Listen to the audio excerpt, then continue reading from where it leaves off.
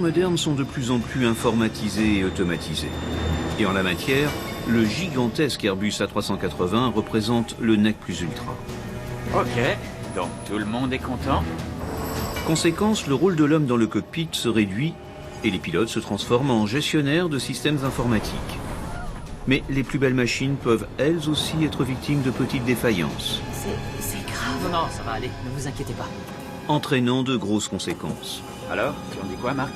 Le numéro 2 a explosé, l'aile est trouée et il y a une fuite de carburant. Bon à savoir.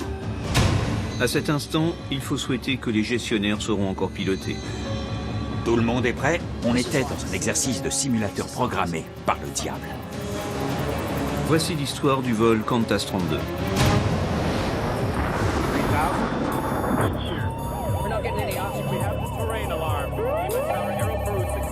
We are in an emergency.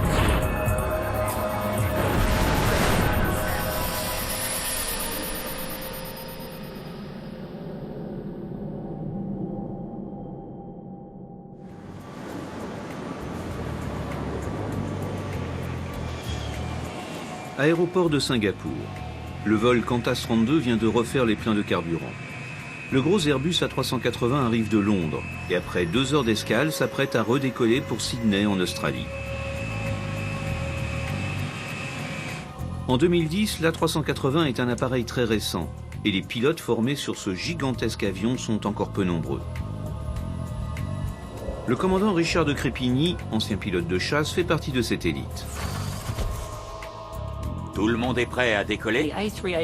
L'A380 est ce qu'on fait de mieux en termes d'innovation, d'automatisation et de technologie. En plus, c'est le plus grand et le plus complexe des Airbus.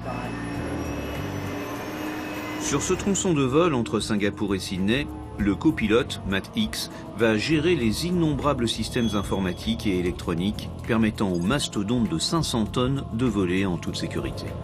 Tout va bien de mon côté, Richard. On avait tous volé ensemble à un moment ou un autre. Ça rend les choses plus faciles parce qu'on sait à qui on a affaire. On se connaissait tous très bien. Comme le vol est très long, il y a un deuxième copilote à bord, Mark Johnson. Marc? Rien à signaler? Tout va bien à l'arrière. Durant les 7 heures de vol prévues jusqu'à Sydney, les 3 pilotes vont pouvoir se relayer aux commandes. L'A380 est le premier avion de ligne comprenant sur toute sa longueur une cabine à 2 étages. Résultat, il peut embarquer selon la configuration jusqu'à 850 passagers, beaucoup plus que son concurrent direct, le Boeing 747. Je ne savais pas à quel point l'A380 était gigantesque. La cabine, l'intérieur était plus spacieux, avec plus de sièges et un étage supplémentaire. Ce vol est un peu particulier pour le commandant de Crépigny, car il s'agit d'un vol d'évaluation. En clair, 2 autres pilotes de la compagnie, Harry Wubben et Dave Evans, sont dans le poste pour, comme chaque année, évaluer ses performances. Certains pilotes sont déstabilisés par le contrôle. On les sent nerveux, alors on essaie de détendre l'atmosphère.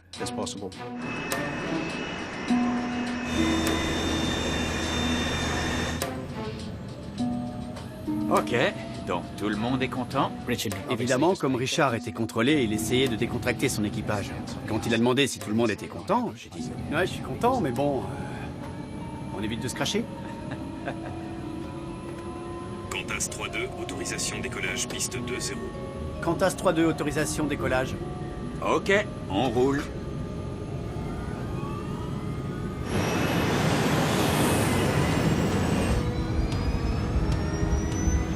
Poussée de décollage, 80 nœuds. L'avion le plus automatisé du monde n'est pas forcément le plus facile à piloter. Disons qu'il se pilote différemment.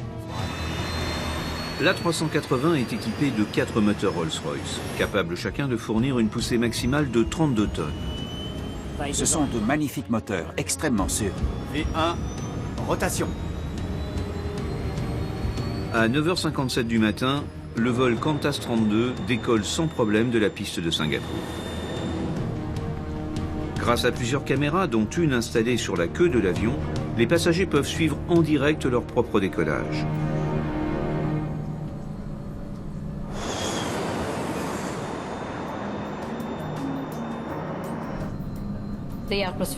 L'ambiance dans la cabine était extrêmement conviviale. On avait fait connaissance dès le départ à Londres et on s'était très bien entendu pendant tout le voyage. Sur l'A380, le tableau de bord est alimenté par quelques 250 000 capteurs répartis dans tout l'avion. Autopilote? Enclenché. En 2010, c'est l'avion commercial le plus informatisé au monde. Checklist de montée, s'il te plaît. Poussée automatique enclenchée et ICAM vérifié. L'ICAM, c'est l'écran électronique de contrôle des paramètres. Il permet de surveiller les différents systèmes de l'avion et surtout d'avertir l'équipage de la moindre anomalie.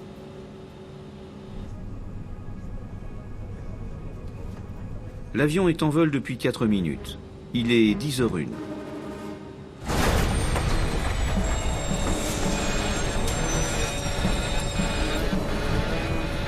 On perd un moteur.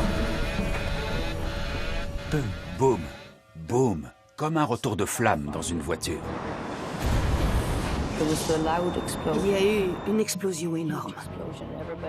On s'est tous demandé, mais qu'est-ce que c'est?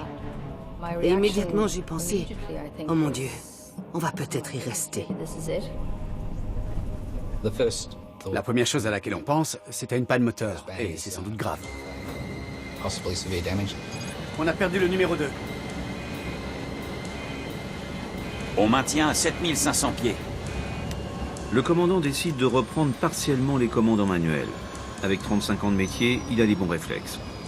J'ai enclenché le maintien automatique de l'altitude pour empêcher l'avion de piquer du nez et pour conserver notre assiette. Que dit l'ICAM, Matt? Je suis dessus. Le copilote, lui, doit se concentrer sur l'ICAM et chercher à comprendre ce qui se passe à travers les différents messages d'alerte. Il fallait qu'on travaille sur le décryptage de tout ça pour se faire une idée de ce qui avait pu se passer.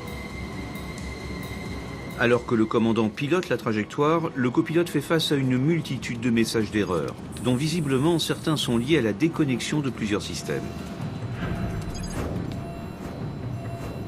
On ne peut pas vraiment savoir combien il y a de messages en attente. Vous savez juste qu'il y en a d'autres qui arrivent à cause de la flèche qu'il indique sur votre écran. C'était très déroutant de ne pas comprendre pourquoi il y avait autant de messages.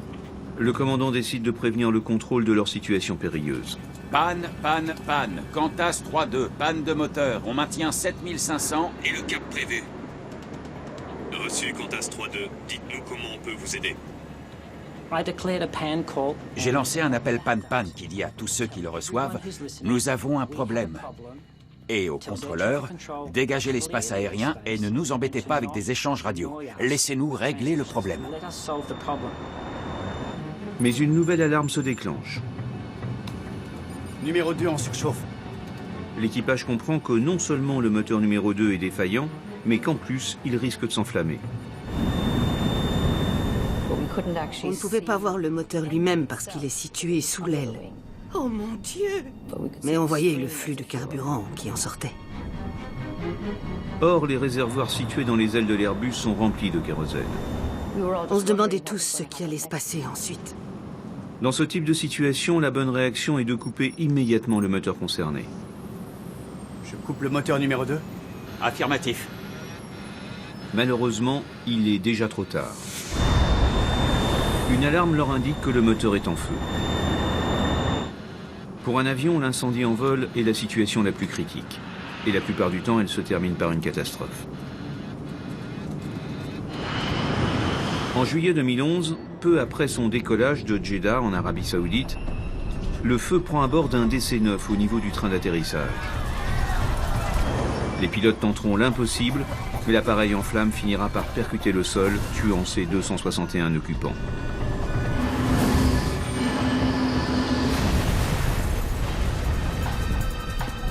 Pour le vol Qantas 32, le seul espoir est de réussir à maîtriser l'incendie avec les extincteurs installés sur les moteurs.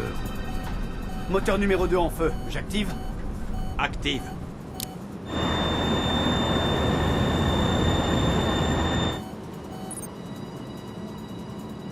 L'alarme s'est arrêtée. Je crois que le feu est éteint. Trouve un moyen de confirmer ça, s'il te plaît. C'était stressant. C'était difficile. Je veux dire que si une aile prend feu en plein vol, vous avez intérêt à atterrir rapidement, au lieu de perdre du temps à essayer de résoudre d'autres problèmes. Marion Carroll est assise près d'un hublot au niveau de l'aile gauche. En clair, elle est aux premières loges. Je voyais très bien le trou que l'explosion avait fait dans l'aile. De là où j'étais, je pouvais voir qu'il avait un diamètre d'environ 50 cm et que le métal tout autour était déchiré. À 6300 km de là, les informations transmises automatiquement par l'avion arrivent au centre opérationnel de la compagnie. L'ingénieur de service, Alan Milne, est d'abord décontenancé. Je reçois des messages très étranges du vol 3-2. Les messages qui venaient de l'avion étaient tellement incohérents. Ils provenaient de tellement de systèmes différents qu'on n'avait même pas le temps d'en prendre connaissance. Au même moment, sur l'île indonésienne de Batam, les premiers témoignages laissent présager une catastrophe aérienne imminente. Les médias peu prudents anticipent déjà sur le lieu du crash de l'Airbus de Qantas. La nouvelle terrifiante, relayée par la télévision australienne, arrive au bureau de la sécurité des transports à Sydney. Si elle se confirme, Kevin Chapman comprend d'instinct que l'enquête à venir sera la plus importante de toute sa carrière. Le bureau de la sécurité des transports australiens est en relation avec les médias et on savait qu'il était arrivé quelque chose qui allait créer l'événement. Les premières informations faisaient état d'un crash en Indonésie. Merde. Un A380 s'est crashé en Indonésie, la Qantas. À partir de là, on était directement concernés. Dans le passé, l'explosion en vol d'un moteur a souvent mené à la catastrophe. Un exemple, en 1989 aux États-Unis, l'un des moteurs d'un DC-10 explose en plein vol, détruisant les 3 systèmes hydrauliques servant à activer les commandes de vol. Les pilotes réussissent malgré tout l'exploit de piloter l'avion avec les seuls moteurs, mais à l'atterrissage, ils ne peuvent empêcher la mort de 111 personnes sur les 296 occupants de l'avion.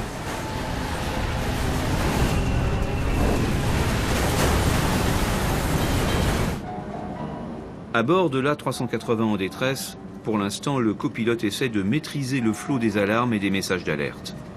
Chaque message doit être correctement traité avant de passer au suivant. Ok, j'ai résolu les niveaux 1 et 2. On passe à quoi maintenant? Les hydrauliques. C'est comme si vous prenez une assiette d'un monde plat dans un restaurant, vous avez à peine eu le temps de la vérifier qu'il en arrive une autre, et une autre, et une autre. En formation, on travaille sur 1 ou 2 pannes consécutives. Là, je crois qu'on en a eu 55. Ça faisait vraiment beaucoup plus que tout ce que j'avais déjà connu. Le moteur numéro 2 a maintenant explosé depuis environ 5 minutes. L'Airbus est à 70 km au sud de Singapour et s'apprête à s'engager au-dessus de la mer de Chine. Les pilotes n'ont d'autre choix que de faire demi-tour, sans forcément savoir comment l'avion va réagir. La liste des pannes et des alertes continue à s'allonger. Le copilote a de plus en plus de mal à faire face à ce flot ininterrompu. En cabine, les passagers ignorent les détails, mais ils savent que le pire est susceptible d'arriver. Au sol, à Sydney, les ingénieurs de Qantas cherchent eux aussi à comprendre la situation face à cette cascade de messages d'erreur. Le vol 32 donne l'impression d'être devenu incontrôlable, et il s'interroge même sur sa capacité à rester en vol encore longtemps. C'est une avalanche de messages d'erreur. J'ai d'abord pensé qu'il s'agissait d'un problème de transmission, c'est-à-dire que l'avion nous envoyait de faux messages d'erreur. Qu'est-ce qui se passe là-dedans? Pneumatique endommagée, hydraulique, électrique, plus de puissance sur l'aile gauche, volet, bec et aileron abîmé mais opérationnel. Dave, j'ai besoin que tu fasses une annonce cabine. Il faut les informer de la situation. Mesdames et messieurs, nous avons actuellement un problème moteur. Il était calme, il était très rassurant. Je veux dire, c'était le ton de sa voix qui était très rassurant. Le commandant sait que le temps lui est compté. À tout moment, l'avion risque de devenir incontrôlable. Sa seule chance est de tenter un demi-tour et de revenir se poser à Singapour. Singapour, Qantas 3-2. Demandons virage à gauche pour retourner à Singapour. Qantas 3-2, Singapour. Virez à gauche, cap 3-2-0. On est assez stable pour virer? On va le savoir très vite. Avec précaution, le commandant entame lentement un virage sur la gauche, sans aucune certitude sur la réaction de l'appareil. Ça prend du temps de préparer un avion à l'atterrissage, de lui faire comprendre qu'on va atterrir. Mais comme la situation ne cessait d'empirer, il fallait absolument éviter de rester en vol une minute de plus que nécessaire. À 350 km à la ronde, Singapour est l'aéroport le plus important. Et surtout, la longueur de sa piste augmente sérieusement les chances de réussir l'atterrissage en toute sécurité. La piste de Singapour fait 4 km de long. Normalement, 800 mètres sont suffisants pour atterrir avec un avion chargé au maximum. Mais nous avions 4 tonnes de plus que le poids maximal autorisé. Le commandant a réussi sans encombre son demi-tour vers Singapour. Il reprend confiance dans sa capacité à contrôler l'avion blessé. Reste maintenant à le faire atterrir. Et ça, c'est une autre paire de manches. Il faut d'abord essayer de lister l'ensemble des pannes et estimer leurs conséquences. Marc, tu veux bien aller à l'arrière et jeter un coup d'œil à cette aile? Oui, j'y vais. On ne pouvait pas voir les ailes depuis le poste de pilotage. On ne pouvait pas voir non plus les moteurs. Donc Marc allait être nos yeux et nos oreilles. Au bout de quelques minutes, un des pilotes est venu dans la cabine et il a commencé à regarder par les hublots. Je l'ai appelé et je lui ai dit, si vous venez ici, vous aurez une vue imprenable sur le trou dans l'aile. Le copilote n'en croit pas ses yeux. L'aile a été littéralement perforée. Aucun doute, le moteur numéro 2 a explosé, projetant tout azimut une multitude de débris. C'est grave? Non, non, ça va aller. Ne vous inquiétez pas.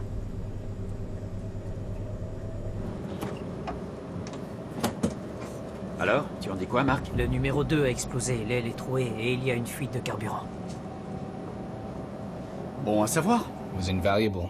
C'était inestimable de pouvoir envoyer quelqu'un à l'arrière pour constater de visu les dommages sur l'aile et de l'entendre dire au retour « Hé, écoute, voilà la situation ». Surtout de la part de quelqu'un en qui on a entièrement confiance. Les pilotes comprennent mieux pourquoi les pannes concernent autant de systèmes différents. L'explosion du moteur a probablement détruit une partie des circuits et des câblages installés dans les ailes. Il y a beaucoup de circuits du système hydraulique qui passent dans les ailes. Et donc, il était plus que probable que l'explosion du moteur les ait endommagés. Et ça expliquait pas mal de messages qu'on avait reçus. On a tellement de checklists à effectuer en vol, au moins une centaine, que Matt a mis 55 minutes pour stabiliser l'avion et empêcher que la situation n'empire. C'est sans précédent dans l'histoire de l'aviation. Mais connaître l'origine du problème ne rend pas forcément l'avion plus facile à piloter. Et l'équipage sait que les dégâts peuvent avoir des conséquences inattendues au moment de l'atterrissage. Le commandant change alors de tactique et décide de prendre son temps pour mieux se préparer. Dave, il faut que tu me donnes les chiffres pour l'atterrissage. Dave Evans, l'un des inspecteurs, est appelé à la rescousse. 3 moteurs, plein de carburant, tout ça. Avec un logiciel approprié, il calcule la distance de piste nécessaire à l'atterrissage, compte tenu de la vitesse et de la masse très importante de l'avion. D'après l'ordinateur, on ne va pas y arriver. La piste est trop courte. J'avais entré dans l'ordinateur les 9 pannes et les conditions d'atterrissage à Singapour ainsi que notre poids maximum au moment de l'atterrissage. Et je n'arrivais à aucune solution. L'A380 a décollé avec 105 tonnes de carburant dont il n'a consommé pour l'instant qu'une infime partie. Bref, il est trop lourd. Si on larguait du carburant? C'est une bonne idée, mais non. Les pompes de transfert sont mortes. Et merde. Quelqu'un peut me dire ce qui marche encore? Atterrir avec un avion en surcharge constitue un risque majeur. On avait près de 40 tonnes de trop par rapport au poids maximal autorisé. En effet, plus vous êtes lourd, plus vous aurez besoin d'arriver vite sur une piste longue. Dave Evans se replonge dans ses calculs. En théorie, l'ordinateur dit que l'atterrissage est impossible, mais peut-être qu'en modifiant légèrement les paramètres. Dans l'industrie, on croit souvent que les ordinateurs sont infaillibles, donc on ne les met jamais en doute. Mais on utilise suffisamment nos ordinateurs personnels pour savoir que c'est faux. Ok. C'est comme si on pouvait le faire avec une marge de manœuvre de 139 mètres. Une marge de 139 mètres sur une piste qui en fait 4000, c'est une marge très faible. Mais bon, c'est quand même mieux que rien. Quelle doit être notre vitesse d'approche? 146 nœuds. 146 nœuds? C'est pas possible. C'est beaucoup trop lent. Il nous a donné la vitesse à rentrer dans l'ordinateur de vol, mais avant même de la rentrée, je l'ai évalué et j'ai su que ce n'était pas possible. C'était beaucoup trop lent. Trouver la bonne vitesse d'atterrissage est vital. Si la vitesse est trop lente, l'appareil va décrocher et s'écraser au sol. Si elle est trop rapide, c'est la sortie de piste assurée. Ajoute 20 nœuds, est-ce qu'on s'arrête à temps?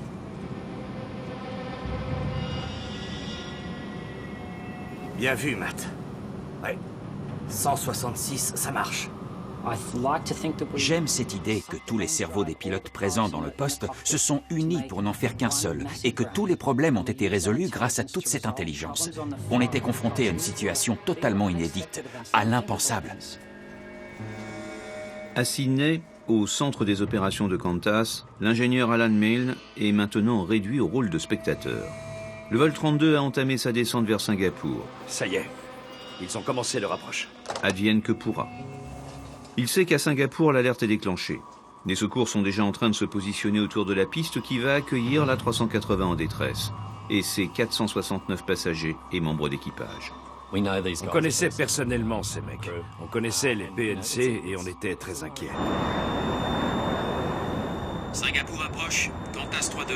Nous allons avoir besoin d'une longue approche. Et...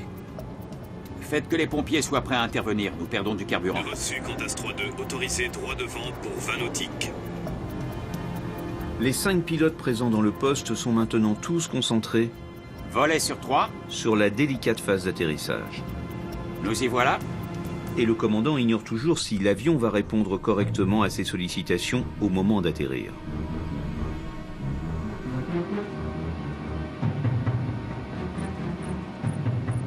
« 4500 pieds. » Avant la minute de vérité, il procède à une dernière vérification. Ok, j'aimerais faire un check de contrôle. Quand vous ignorez la capacité aérodynamique d'un avion, vous devez vous assurer qu'il est en état de voler avant d'atterrir. C'est ce qu'on appelle un check de contrôle. Ok. Voyons ce que tu as dans le ventre.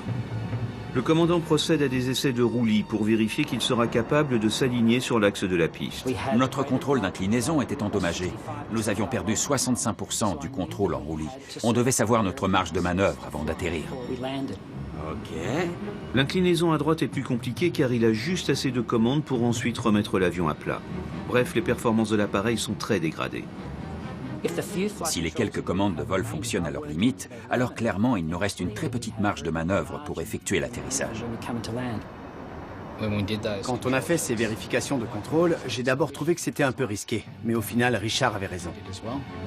L'équipage sait qu'il devra être parfaitement aligné sur la piste.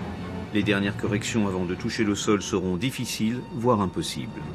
C'est alors qu'apparaît une difficulté supplémentaire. Les hydrauliques du train ne répondent pas. Les systèmes hydrauliques de sortie du train ne fonctionnent plus. Le train d'atterrissage va donc devoir descendre par gravité du fait de son seul poids. On descend le train ? Confirmé. Mais si le train n'est pas correctement verrouillé, les chances de réussir l'atterrissage deviennent infimes. À propos du train, il fallait juste qu'au sol, il tienne suffisamment longtemps pour qu'on ait le temps de s'arrêter.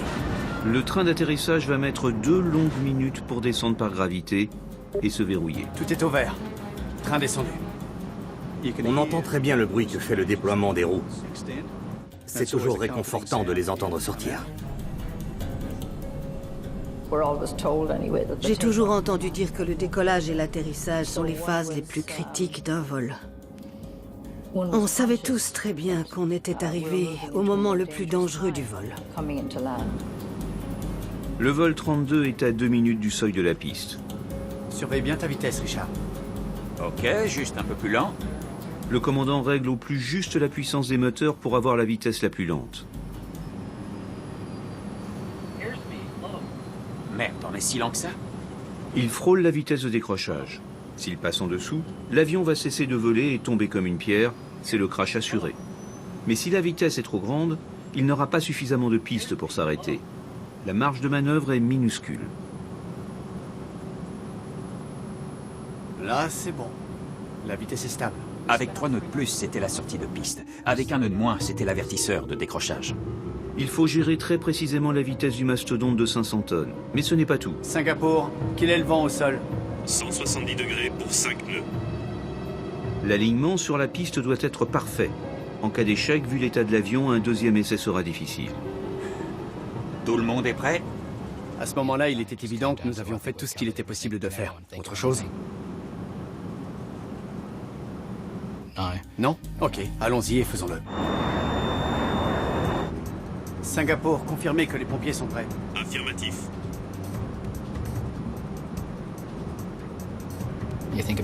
Vous pensez à vos enfants, vous pensez à votre femme, à tout ça.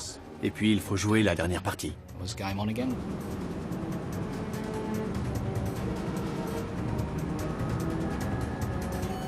À quelques mètres du sol, l'alarme de décrochage retentit dans le poste. Ça déclenche des questions dans mon esprit. Est-ce qu'on a bien fait tout ce qu'il fallait? Est-ce qu'on l'a fait correctement? Manifestement, ce n'était pas le cas. En tant que passager, on n'avait aucune conscience que la situation était aussi critique.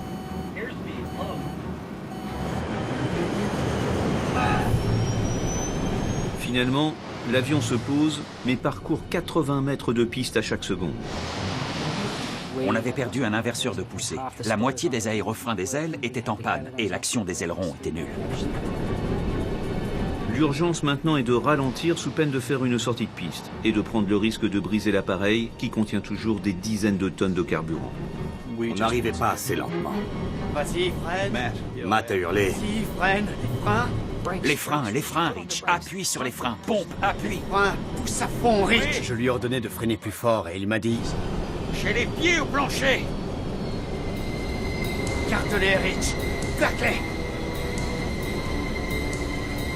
Finalement, après 2 heures d'un vol mémorable, le vol 32 s'arrête à moins de 150 mètres de l'extrémité de la piste de Singapour.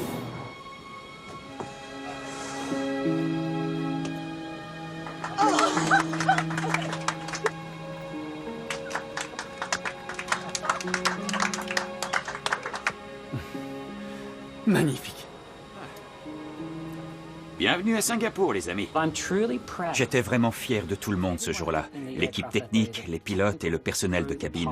Et je suis profondément fier des décisions que nous avons prises et de la façon dont nous avons travaillé ensemble, en équipage, solidaire.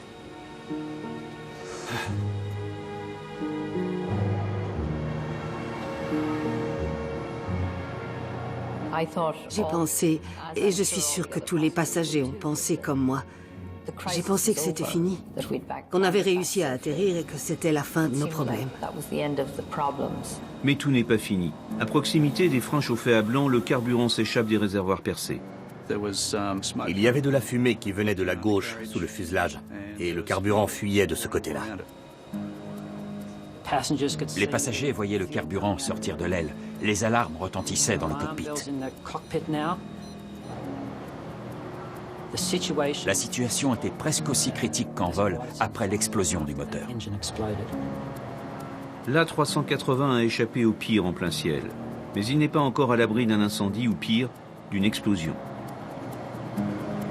Je n'arrêtais pas de regarder ma montre. C'était totalement angoissant pour moi d'être encore à l'intérieur. Je ne comprenais pas pourquoi on ne pouvait pas sortir. Oui? Ici le commandant. Je veux que les passagers restent assis jusqu'à ce que les pompiers aient fait leur travail. Pourquoi ça met si longtemps? Le plus important à ce moment-là, c'était d'envoyer de la neige carbonique et de réduire le risque d'incendie. Les pompiers aspergent le géant du ciel de neige carbonique. Mais l'équipage est face à un dernier dilemme. Doit-il ou non ordonner l'évacuation de l'appareil? Merci.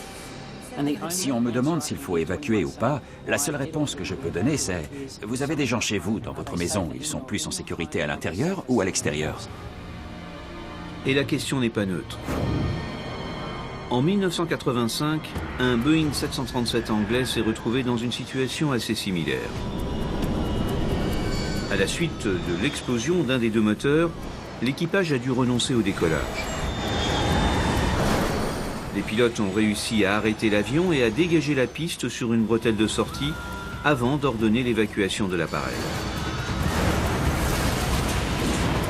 Malheureusement, celle-ci fut lente et les fumées toxiques coûtèrent la vie à 55 des 137 occupants de l'avion. Et ce, malgré une intervention très rapide des pompiers de l'aéroport.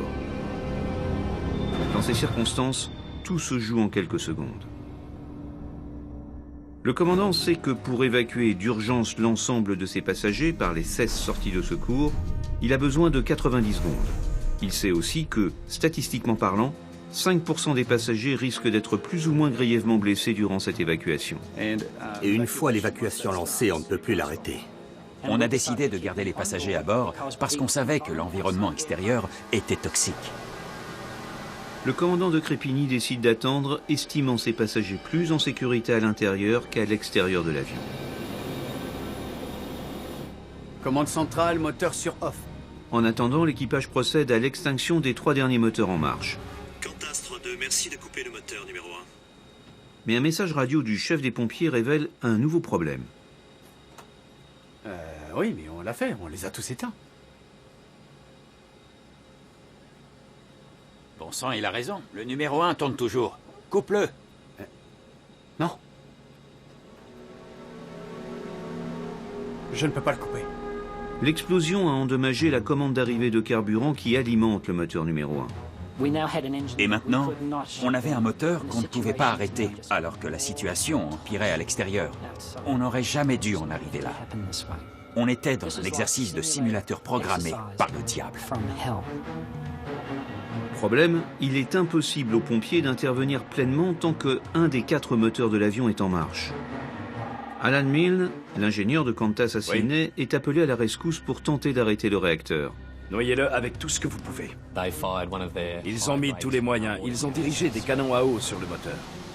Il faut savoir que ces moteurs sont conçus pour voler dans des conditions extrêmes, comme des orages très violents. Mais peu importe, ils ne sont pas arrivés à éteindre ce moteur. Durant 1 heure, les pompiers vont constituer un épais tapis de neige carbonique, rendant quasiment impossible le départ d'un incendie. Du coup, l'évacuation peut enfin se réaliser avec moins d'urgence par les escaliers et non avec les toboggans.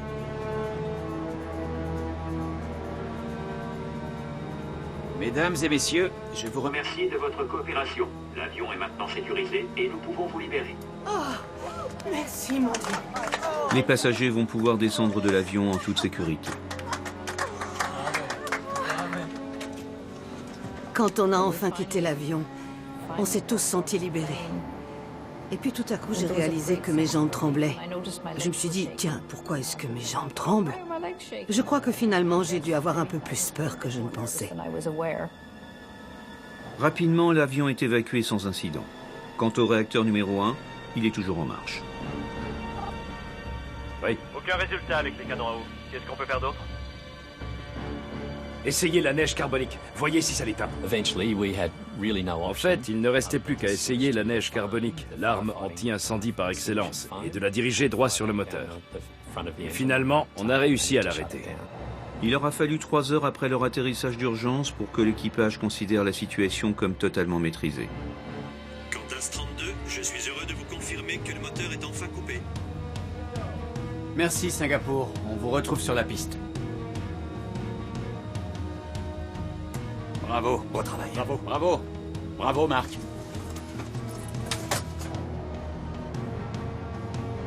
Une fois au sol, les pilotes constatent l'ampleur des dégâts. J'étais sidéré. Je n'avais jamais vu un dommage pareil sur un avion. Un peu plus tard dans la journée, Alan Joyce, le patron de la compagnie Qantas, prend une décision radicale. We would suspend those A380 services until we are completely confident that Qantas safe requirements have been met. C'est notre PDG lui-même qui avait posé la question. Pouvez-vous me garantir que cette panne ne se reproduira sur aucun de nos avions? Et nous ne pouvions pas répondre par l'affirmative.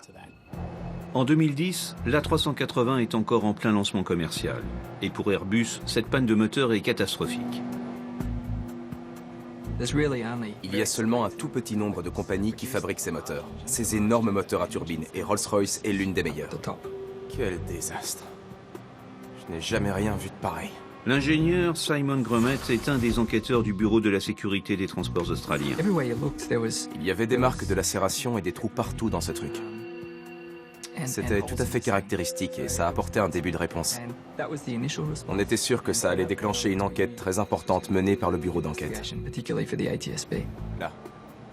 L'importance des dégâts causés par l'explosion est spectaculaire. Une panne de moteur incontrôlable, c'est très rare, même pour un enquêteur qui a l'habitude de travailler sur ce genre de cas.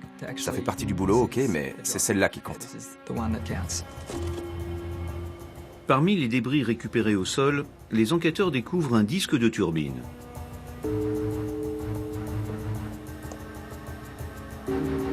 La pièce est fabriquée en alliage de nickel et elle est une des plus résistantes de l'avion. Envoyons-le à Rolls-Royce pour voir ce qu'ils en pensent. On savait qu'il y avait eu une rupture du disque de la turbine. L'étape suivante, c'était de trouver pourquoi il s'était rompu. Le disque pèse 160 kg et fait partie de l'axe principal sur lequel sont montées les gigantesques pales propulsant l'air à l'intérieur du réacteur. Chez Rolls-Royce, les techniciens comparent les performances du disque endommagé avec celles enregistrées lors de la certification du moteur. Et d'emblée, ils remarquent une anomalie. Étrangement, le disque se révèle plus large que prévu. Visiblement, sous l'effet d'une très haute vitesse de rotation, la pièce a fini par se déformer. Et il a commencé à devenir de plus en plus gros, jusqu'à finalement atteindre sa déformation maximale, et il a fini par exploser. Cette explosion était tellement violente qu'elle a projeté tous les fragments du moteur avec une énergie infinie. Ce qui veut dire que rien ne pouvait les arrêter. Il a tout balayé sur son passage. Les câbles, les hydrauliques, tout. Les enquêteurs déterminent le parcours des débris projetés par l'explosion. Ils ont perforé le fuselage et transpercé l'aile gauche. Pas étonnant qu'ils aient eu autant de pannes. Endommageant l'alimentation en carburant, les circuits hydrauliques et les commandes de vol. L'importance des dégâts et leurs conséquences explique l'avalanche de messages d'erreur reçus par les pilotes. En revanche, rien ne justifie pourquoi la pièce défaillante était en sur-régime. Les enquêteurs décident alors de se concentrer sur le moteur pour tenter de découvrir l'origine de la rupture du disque de la turbine. Le disque s'est rompu sous l'effet d'une vitesse excessive. Mais a priori, ça ne mettait pas en cause la fabrication ou la conception du disque lui-même. À partir de ce constat, on s'est concentré sur le moteur. Et ils font une découverte intrigante. De l'huile brûlée. Dans un moteur Rolls-Royce, l'intérieur du réacteur est recouvert d'une suie particulière provenant de la combustion d'huile. Simon Grummet en déduit que c'est l'huile du moteur qui a alimenté le foyer d'incendie, probablement à la suite d'une fuite. Reste maintenant à découvrir l'origine de cette fuite. Ah. Kev. C'est à ce niveau-là que la chambre de combustion interne converge vers la zone d'éjection des gaz. Je l'ai appelé et je lui ai dit « Kev, je crois qu'on le tient. »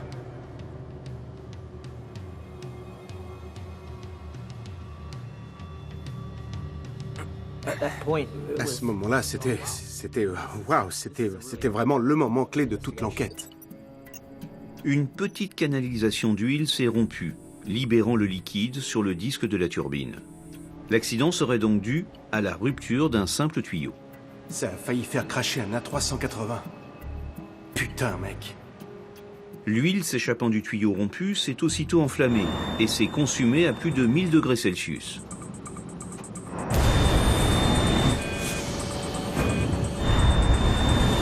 Moteur numéro 2 en feu. J'active. Active. Le feu a atteint la commande de la turbine qui s'est alors emballée et passée en survitesse, menant le réacteur à l'explosion. L'équipage n'avait aucun moyen de détecter et encore moins d'empêcher cette panne initiale. Une fois que le feu s'est déclaré dans un moteur à turbine, c'est presque impossible de le maîtriser autrement qu'en coupant le moteur. Dans ce cas-là, l'embrasement de l'huile a été tellement soudain et tellement exponentiel que l'équipage n'a pas pu couper le moteur avant qu'il ne tombe en panne. Les enquêteurs ont identifié l'origine de l'accident. Mais il leur faut maintenant comprendre comment une simple canalisation a failli mener à la catastrophe un avion de 400 millions de dollars et ses 469 occupants. La canalisation défaillante est envoyée pour analyse chez son constructeur, la prestigieuse société britannique Rolls-Royce. Et les techniciens anglais découvrent une asymétrie dans la composition du tuyau. Étonnamment, un côté est plus épais que l'autre. Le côté moins épais a fini par céder, libérant l'huile qui s'est embrasée au contact des parties chaudes du moteur. Pas étonnant qu'il ait craqué. On parle d'une épaisseur de 0,35 mm, l'équivalent de 2 feuilles de papier. Les enquêteurs se plongent alors dans les rapports de fabrication. Et ils découvrent dans le processus de production une incroyable erreur, expliquant la dissymétrie du tuyau. Devant cette découverte, on était extrêmement surpris qu'une entreprise aussi expérimentée que Rolls-Royce puisse se retrouver dans une situation pareille. Aussitôt, le Bureau de la sécurité des transports australiens lance une alerte à toutes les compagnies propriétaires d'Airbus A380. 29 jours après l'accident, un premier rapport est publié, indiquant le défaut découvert sur les moteurs Rolls-Royce du vol Qantas 32 et recommandant une inspection immédiate.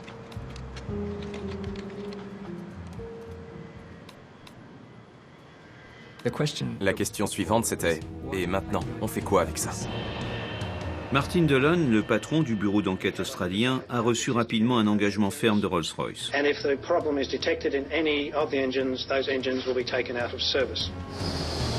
À cette époque, 20 Airbus A380 sont en service dans le monde. Les inspections révèlent le même défaut sur 34 des 60 réacteurs Rolls-Royce montés sur les avions. Le résultat de l'enquête, c'est que tous les moteurs équipés de tuyaux d'huile non conformes ont été mis hors service. Rolls-Royce a procédé à des changements significatifs dans la qualité de leur système de management. Ils ont introduit un programme informatique qui permet d'évacuer le carburant dans un cas pareil.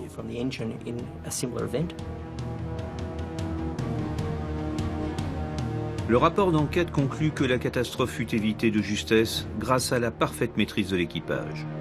Au final, dans cet avion ultra sophistiqué et hautement automatisé, c'est la compétence humaine qui, en dernier ressort, a permis de ramener tout le monde au sol en sécurité. Codilicam, Matt. Il a gardé son calme, il a suivi les procédures, il a déroulé les checklists. Quelle doit être notre vitesse d'approche? 146 nœuds. C'est pas possible. C'est beaucoup trop lent. Ajoute 20 nœuds. 166, ça marche. Ils auraient dû décrocher à 146 nœuds. Et voilà ce satané piqué. Ok, j'aimerais faire un check de contrôle. La décision du commandant de tester en altitude les capacités restantes de l'avion fut déterminante pour la bonne gestion de la délicate phase d'atterrissage. Quel équipage! L'A380 est extrêmement automatisé. Mais comme tout ce qui est automatisé, il est faillible. Donc l'intervention humaine est toujours aussi indispensable. On voit que tous les membres de l'équipage ont travaillé ensemble pour trouver le moyen de se sortir de cette situation. Et c'est toujours la bonne attitude.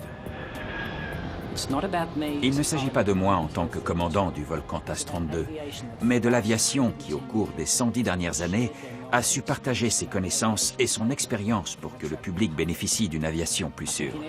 Je crois que l'histoire du vol Qantas 32 fait partie des meilleures heures de l'aviation.